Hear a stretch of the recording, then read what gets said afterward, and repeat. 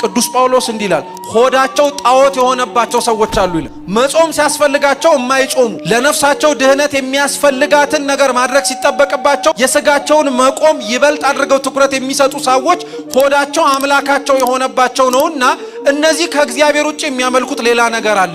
ሆዳችንን የምናመልክ፣ ገንዘባችንን የምናመልክ፣ ጉልበታችንን የምናመልክ፣ አስተሳሰባችንን የምናመልክ ከቤተ ክርስቲያን አምላክ ከክርስቶስ ውጪ ሌላ ነገር እንዲገዛን የምንመርጥ ሰዎች በሙሉ በነፍሳችንም ሆነ በስጋችን ጣዖት አምልከናል ማለት ነው።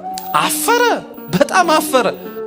ልዳን ብሎ የሄደው ሰውዬ የሚድንበት ቦታ ላይ ሆኖ መኖር ግን አቅቶት ስለነበር ልናመጣለት የምንችለው ብዙ ወርቅ ብዙ ብር ሊኖር ይችላል። እናንተን ግን አይተካችሁም። ክርስቶስ ደሙን ያፈሰሰው ለወርቅ አይደለም፣ ለብር አይደለም፣ ተራ ለሆነ ግንብ እኮ አይደለም። ክርስቶስ ይህንን ሁሉ ነገር ዋጋ የከፈለው ክርስቶስ ይህንን ሁሉ ዋጋ የከፈለው ለማን ይመስላችኋል?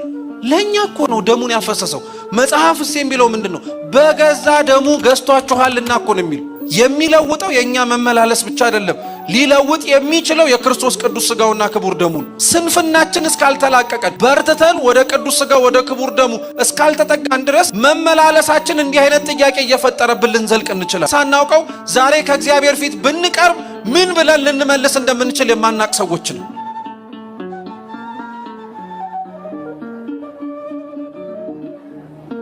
ዜና አበው ላይ አንድ ታሪክ አለ፣ በደንብ አድርጋችሁ ስሙ።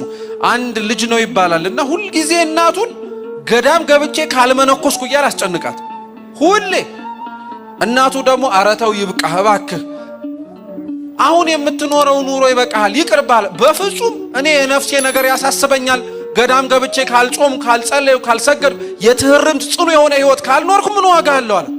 ብትለው ብትሰራው እምቢ አለ። መጨረሻ ላይ ያለው አማራጭ ምንድነው? እናቱ በቃ ሂድ ገዳም ግባ አለችው። ገዳም ገባ። እንደተናገረው እጾማለሁ፣ ጸልያለሁ፣ ሰግዳለሁ፣ መጸውታለሁ፣ ትህርምት ህይወት ውስጥ እኖራለሁ እንዳለው ምንም ሰነፎን።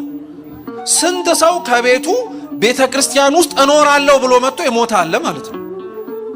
ሙት ሆኖ ሬሳውን ይዞ የሚንቀሳቀስ ሰው ማለት ነው። እና ቤተክርስቲያን ውስጥ ገብታችሁ ክርስቲያኖች ይሄን ጥያቄ ጠይቃችሁ አታውቁም? ወይም ሲጠየቅ ሰምታችሁ አታውቁም? ብዙ ጊዜ ቤተክርስቲያን እመላለሳለሁ ለምንድነው መለወጥ ያቃተኝ ብላችሁ አታውቁም? መልሱ ምን መሰላችሁ? መጨረሻ የቆረባችሁበት ቀን መቼ ነው? የሚለውጠው የኛ መመላለስ ብቻ አይደለም፣ ሊለውጥ የሚችለው የክርስቶስ ቅዱስ ሥጋውና ክቡር ደሙን። ስንፍናችን እስካልተላቀቀን በርትተን ወደ ቅዱስ ሥጋው ወደ ክቡር ደሙ እስካልተጠጋን ድረስ መመላለሳችን እንዲህ አይነት ጥያቄ እየፈጠረብን ልንዘልቅ እንችላለን። መልሱ ደግሞ አንዱ አሁን የነገርኳችሁ ነው። መቼ ነው የቆረብከው? ስትቆርብ ነው መለወጥ የምትጀምረው። ስለዚህ ይሄ ሰው ገዳም ውስጥ ገባ፣ ሰነፍ ሆነ፣ ቆየ። በእድሜ ምንም ሊስተካከል አልቻለም። እየሰማችሁ ነው? ምንም ሊስተካከል አልቻለም። ቀጠለ። መጨረሻ ላይ የተወሰነ ጊዜ ከቆየ በኋላ እናቱ እንደሞተች ሰማ። አዘነ፣ አለቀሰ። ሄዶ አይቀብራት ነገር ገዳም ስለገባ አልወጣም አለ። እያለቀሰ እያዘነ እዛው እንቅልፍ ወሰደው እና እግዚአብሔር ራእይ አሳየው። ጻድቃን በቀኝ ኃጥአን በግራ ቆመው ከክርስቶስ ፍርድ ሊቀበሉ ወይ ሲኦል ወይ ወደ ገነት ሊገቡ ማለት ነው። እናቱ በግራ በኩል ቆማ አያት፣ ሲኦል ልትገባ ማለት ነው። ይሄ አይግረማችሁ። እሱ ደግሞ ከእናቱ ጀርባ ተሰልፎ ሲኦል ሊገባ አየ እና እናቱ አየችውና ምን እንዳላችሁ ታውቃላችሁ? አንተ ለነፍሴ ድህነት ብዬ ገዳም ገባው አላልከኝም እንዴ? ምን ታረጋለህ እኔ ጋር ተሰልፈ አለችው። አፈረ፣ በጣም አፈረ። ልዳን ብሎ የሄደው ሰውዬ የሚድንበት ቦታ ላይ ሆኖ መኖር ግን አቅቶት ስለነበር በጣም አዘነ። ክርስቶስ ወዲያውኑ መልአኩን ላከና ምን አለ መሰላችሁ? በተመሳሳይ ስም የሚታወቅ ሌላ መነኩሴ ነው አምጣልኝ አልኩ እንጂ እሱን አይደለም፣ እሱን ነፍሱን መልስለታል። ወዲያውኑ ከሚያየው ራእይ ነቃ፣ ደነገጠ፣ ፈራ። ወዲያውኑ ስንፍናውን ትቶ በጉብዝና በንጽህና በቅድስና ቃል የገባውን ህይወት መኖር ጀመረ እና ህይወቱ ተለውጦ የተስተካከለ ኑሮ መኖር ሲጀምር ገዳም ውስጥ በስንፍናው የሚያውቁት ሰዎች በሙሉ ተሰብስበው እረ ይበቃሃል፣ ጾምህ፣ ጸሎትህ፣ ስግደትህ፣ ትህርምትህ ህይወትህን እንዳያሳልፈው አሉት። ይህ መነኩሴ ምን ብሎ መለሰላቸው? እናንተ አልገባችሁም። የእናቴን ክስ ሰምቼ መቆም ከከበደኝ እግዚአብሔር ፊት እንዴት ብዬ ልቆም እችላለሁ ፍርዱን ስሰማ? የሚገርም እኮ ነው። ቤተክርስቲያን ውስጥ መቆማችንን ነው ዛሬ ያየነው። ከክርስቶስ ፊት እንደምንቆም ግን አንድ ቀን አታውቁ። እንቆማለን እኮ ወይ ሊፈረድልን ወይ ሊፈረድብን እንቆማለን። ስለዚህ አባለ ጸጋ እንደ መምህርነቱ ክርስቶስን ዕውቀት ነው የጠየቀው። ቤተክርስቲያን ስንመጣ ዕውቀቷን ብቻ እንፈልግ፣ ሕይወቷንም ወስደነው እንሂድ። ለዛ እኮ ነው ቅዱስ ዮሐንስ አፈወርቅ ይህችን የተሰበሰብንባትን ቤተክርስቲያን ትልቋ ቤተክርስቲያን ናት ይላል። እናንተ ቤት ያለችው ቤተክርስቲያን ደግሞ ትንሿ ቤተክርስቲያን ትባላለች። ከዚህኛው ተቀርቶ ወደኛ ቤት የማይገባ መስዋዕቱና መሰዊያው ታቦቱና ቁርባኑ ካልሆነ ቤተክርስቲያን ውስጥ ተኑሮ እኛ ቤት ውስጥ የሚታጣ ምንም ነገር መኖር የለበትም። ቤተክርስቲያን ውስጥ ትምህርት እንዳለ ቤቶቻችን ውስጥ ቃለ እግዚአብሔር መማር አለብን። ቤተክርስቲያን ጸሎት እንዳለ ቤተሰቦች መጸለይ አለባቸው። ቤተክርስቲያን ንስሐ ኑዛዜ እንደምትሰጠው ካህናት አባቶቻችን ቤታችን ውስጥ ገብተው ጸበል ከመርጨት ባለፈ ስለ ንስሐ ማስተማር አለባቸው። የቤተክርስቲያኗ ትልቋና ትንሿ ቤታችን ውስጥ ያለችው ቤተክርስቲያን ዕውቀትን ሳይሆን ሕይወትም ሊኖራት ያስፈልጋል። እግዚአብሔር አምላክ እንዳወቅነው ለመኖር በቸርነቱ ይርዳል። ሁለተኛው ይህንን ክርስቶስ መምህር ብሎ ሲጠራው መምህር ለምን ትለኛለህ? አንድ መምህር እሱ እግዚአብሔር ብቻ ነው። አንዱ ቸር እሱ ብቻ ነዋል። ለምን? ይሄ ባለጸጋ ክርስቶስን መምህር ብሎ የጠራው ለመመጻደቅ ፈልጎ ነበር። እሱን መምህር ካልኩት እኔን ደግሞ ሲጠራኝ ባለጸጋው ብሎ ሊጠራኝ ይችላል ብሎ ማለት ነው። ይሄ ባለጸጋ ክርስቶስን መምህር ብሎ ያሞካሸው ከሱ ምስጋና ፈልጎ ነው። ከሱ መወደስን ፈልጎ ነው። ከኛ መካከልም እግዚአብሔር እንዲያመሰግነን ፈልገን የሚያስመሰግን ስራ ግን የለንም። እግዚአብሔር ነገርኳችሁ፣ ልናመጣለት የምንችለው ብዙ ወርቅ ብዙ ብር ሊኖር ይችላል። እናንተን ግን አይተካችሁም። ክርስቶስ ደሙን ያፈሰሰው ለወርቅ አይደለም፣ ለብር አይደለም፣ ተራ ለሆነ ግንብ እኮ አይደለም። ክርስቶስ ይህንን ሁሉ ነገር ዋጋ የከፈለው ክርስቶስ ይህንን ሁሉ ዋጋ የከፈለው ለማን ይመስላችኋል? ለኛ እኮ ነው ደሙን ያፈሰሰው። መጽሐፍስ የሚለው ምንድነው? በገዛ ደሙ ገዝቷችኋልና እኮ ነው የሚለው። ይሄ ለወርቅ አልተነገረም፣ ለብር ለምናመጣቸው ነገሮች በሙሉ አልተነገረም ይሄ ነገር በሙሉ። ስለዚህ ክርስቶስ መልካም የሆነው አንድ ነገር ብቻ ነው፣ እሱም እግዚአብሔር ነው አለውና ወደ ዘላለም ሕይወት መግባት የምትፈልግ ከሆነ ትእዛዛቱን ጠብቅ አለ። ትእዛዛቱ ማለት ኦሪት ዘጸአት ምዕራፍ 20 ላይ ያሉት 10ቱን ትእዛዛት ማለት ነው። የትኞቹን አለ? በጣም የሚገርም ጠያቂ ነው። ምክንያቱም ጠያቂው የዘላለም ሕይወትን ለማግኘት የጠየቀው ጥያቄ ላይ አሁን ክርስቶስ ትእዛዛቱን ብትጠብቅ ነው የምትወርሰው አለ። የትኞቹን አሉ? አትግደል፣ አታመንዝር፣ አትስረቅ፣ በሐሰት አትመስክር፣ እናትና አባትህን አክብር፣ ባልንጀራህንም እንደ ራስ አድርገህ ውደድ አለ። እየሰማችሁ ነው? 10ቱ ትእዛዛት ግን እኚህ ብቻ ናቸው ክርስቲያኖች? የቀሩ አሉ። 10ቱ ትእዛዛት በቁጥር 10 ናቸው። እዚህ ጋር የተዘረዘሩት ግን 10 አይደሉም። የቀሩ 3 አሉ። አንደኛ ከኔ ከአምላክ ከእግዚአብሔር በቀር ሌሎች አማልክትን አታምልክ፣ የሰንበትን ቀን ትቀድሳት ዘንድ አስብ፣ የአምላኬ የእግዚአብሔርን ስም በከንቱ አትጥራ የሚሉ 3 ትእዛዛት አሉ። ይህንን ባለጸጋ የዘላለም ሕይወት እንዲወርስ የሚያስፈልገውን ነገር ምንድነው ብሎ ሲጠይቅ ክርስቶስ የመለሰለት እነዚህን 3ቱን አይደለም፣ የተቀሩትን የመለሰለት። ለምን መሰላችሁ? 10ቱ ትእዛዛት ለሁለት ነው የሚከፈሉት። የመጀመሪያዎቹ 3ቱ የፍቅረ እግዚአብሔር መገለጫ ናቸው። እስኪ ፍቅረ እግዚአብሔር በሉ በደንብ በሉ። አዎ ፍቅረ እግዚአብሔር ናቸው።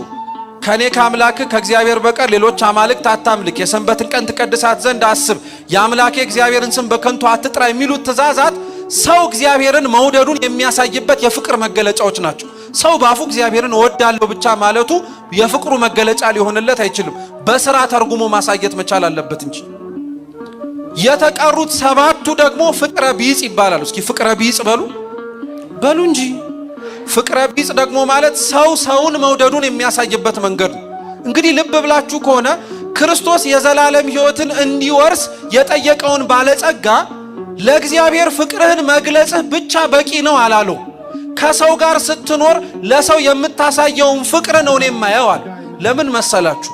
እዚህ የዮሐንስ መልእክት ላይ አምላካችን ልዑል እግዚአብሔር በሐዋርያው በቅዱስ ዮሐንስ ላይ አድሮ እንዲህ ይላል፣ ማንም በሉ በደንብ ከእናንተ መካከል እግዚአብሔርን እወደዋለሁ እያለ የሚያየውን ወንድሙን የሚጠላ ቢኖር እርሱ ውሸታም ነው። ቀጥሎ አሁንም አላቆምንም። የማያየውን እግዚአብሔር እወደዋለሁ እያለ የሚያየውን ወንድሙን እንዴት ሊጠላው ይችላል? አይገርማችሁ? ያላየነውን እግዚአብሔር እንወድሃለን እንለዋለን፣ በአምሳሉ የፈጠራቸውን ሰዎችን ግን እንጠላለን። ውሸት አምነን ማለት ነው። ሰው እግዚአብሔርን መውደዱ በእውነት የሚረጋገጠው በአምሳሉ የፈጠራቸውን ሰዎች መውደድ ሲችል። እውነት እግዚአብሔር እርስ በርስ መዋደድን ይስጠን። ትልቁ ጸጋም ትልቁ የሕግጋት ፍጻሜ ይሄ ነው፣ እርስ በርስ ተዋደዱ የሚለው። ስለዚህ ክርስቶስ ያንን ባለጸጋ የፈተነው ፍቅርህን ለእግዚአብሔር በገለጥክበት መንገድ አይደለም የእግዚአብሔርን መንግስት የምትወርሰው። ከዚህ ውጪ ደግሞ የኔ ያለህን ፍቅር ለሰውም ጭምር እንዴት እንደምትገልጠው በእነዚህ ነው አሉ። በጣም ከሁሉ በላይ የሚገርመው ምን መሰላችሁ? ይሄ ባለጸጋ ምን አለው? እነዚህን ከልጅነቴ ጀምሮ ፈጽሜያቸዋለሁ። ከምንነቴ ጀምሮ? እስኪ ክርስቲያኖች ራሳችንን እንጠይቅ። ከልጅነታችን ጀምሮ ያልሰራ ነው ምን ኃጢአት አለ?